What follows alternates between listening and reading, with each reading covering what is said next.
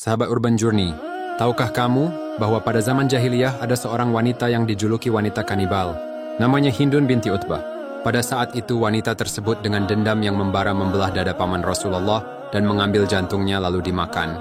Namun ada hikmah di baliknya yang membuat Hindun memeluk agama Islam. Bagaimana kisah lengkapnya? Simak sampai selesai.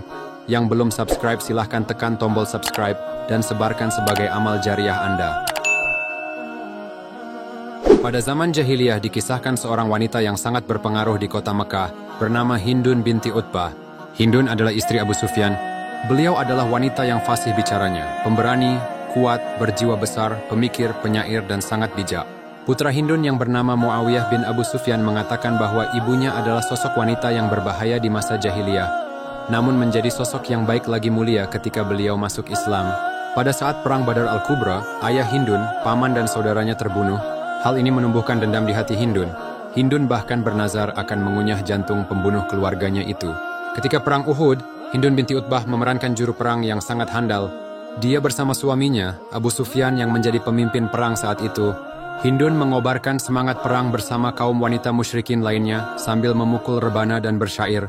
Sebelum perang dimulai, Hindun menyuruh budaknya yang bernama Wahsy untuk membunuh Sayyidina Hamzah bin Abdul Muthalib karena ingin membalaskan dendam atas kematian ayah, paman, dan juga saudaranya. Jika Wahsy berhasil, maka Hindun akan menjanjikan kemerdekaan untuk budaknya itu. Api permusuhan senantiasa berkobar di dadanya. "Wahai Abu Dasman, obatilah aku, sembuhkanlah luka hatiku," ujar Hindun pada Wahsy. Dalam perang Uhud, Hamzah bin Abdul Muthalib bertugas membawa bendera perang sementara Wahsy terus-menerus mengintainya. Hamzah berperang dengan pedang sambil memegang bendera hingga puluhan anak panah menancap di tubuhnya. Wahsy pun mendapatkan kesempatan untuk melemparkan tombaknya yang tajam dan langsung menembus pinggang bagian bawah Hamzah. Hamzah gugur dan syahid karena membela Islam dan setia kepada Rasulullah SAW. Wahsy memberitahukan Hindun bahwa tugasnya telah berhasil dilaksanakan. Hindun segera menghampiri jenazah Hamzah. Dia memotong hidung dan kedua telinga Hamzah. Hindun kemudian merobek dada Hamzah, mengambil jantung dan kemudian mengunyahnya. Hanya saja Hindun tak kuasa menelannya, maka dia meludahkannya kembali. Hindun kemudian naik ke atas bukit penuh rasa puas dan berteriak dengan suara lantang, "Telah terobati dendamku kepada Hamzah di perang Uhud hingga kuambil jantungnya dengan merobek perutnya." Sirna sudah rasa sakit di hati dari kegundahan yang tiada terperi. Usai perang, Rasulullah SAW melihat satu persatu sahabatnya gugur di medan perang. Ketika menemukan jenazah Hamzah bin Abdul Muthalib, Rasulullah SAW meneteskan air matanya. Rasulullah SAW dengan mata kepalanya sendiri melihat ada puluhan anak panah menancap di tubuh pamannya. Yang lebih menyedihkan adalah pada dada sang paman terdapat lubang yang menganga. Rupanya lubang tersebut bukan karena luka perang, tapi ada yang dengan sengaja merobeknya. Terlebih dengan jantung yang tidak lagi terlihat di sana. Saat itu Rasulullah SAW benar-benar marah pada orang yang memperlakukan pamannya dengan keji. Beliau berjanji akan membalas dengan pembalasan yang sepadan. Sampai Allah SWT berfirman, "Dan jika kamu membalas, maka balaslah dengan balasan yang sama dengan siksaan yang ditimpakan kepadamu. Tetapi jika kamu bersabar, sesungguhnya itulah yang lebih baik bagi orang yang sabar." Quran Surah An-Nahl ayat 126. Pada peristiwa Fathu Makkah, Rasulullah SAW bersama 10.000 pasukan yang bergerak dari Madinah menuju Makkah berhasil menguasai Mekah secara keseluruhan tanpa pertempuran darah sedikit pun. Peristiwa ini dikenal juga sebagai pembebasan kota Mekah, di mana dihancurkannya berhala yang ada di dalam dan sekitaran Ka'bah.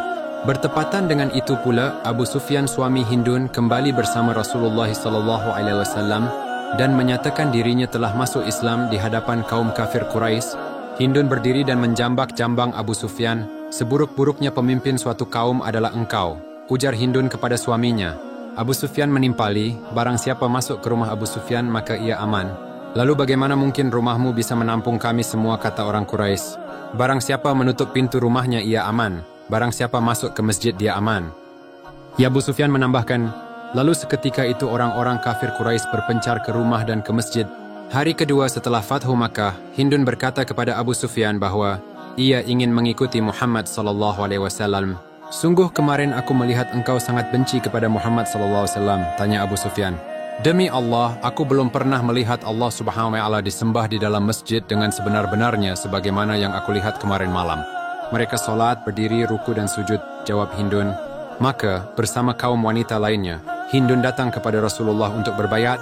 Melihat raut wajah Rasulullah yang teduh dan tanpa dendam, Hindun mengungkap siapa dirinya. Hindun belega hati.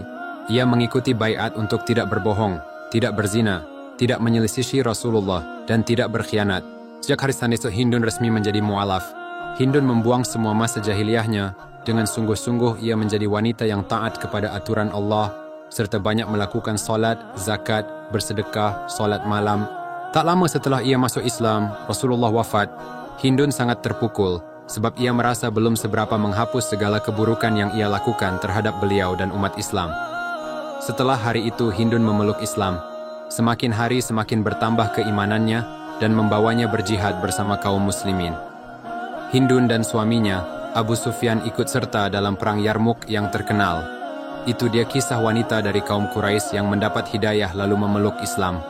Jika kamu suka dengan konten-konten seperti ini, jangan lupa untuk klik tombol subscribe dan juga sebarkan sebagai amal jariah Anda. Terima kasih, sampai jumpa di video berikutnya.